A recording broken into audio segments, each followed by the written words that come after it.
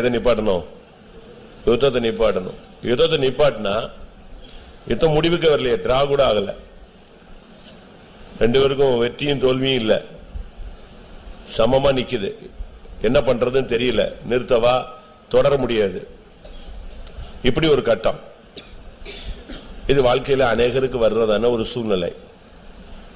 நம்முடைய வாழ்க்கையின் யுத்தங்கள், பலவீனங்கள், சுகவீனங்கள், சில நேரங்கள்ல சுகமும் கிடைக்காது, வியாதியும் போன மாதிரி இருக்காது, போகாத மாதிரி இருக்கும், பிரச்சனை தீர்ந்த மாதிரி இருக்கும், தீராத மாதிரி இருக்கும், மனக்குழப்பம் நீங்கின மாதிரி இருக்கும், கொஞ்ச நேரம் நல்லா இருந்த மாதிரி இருக்கும், திருப்பி வந்து ஏறிக்கும்.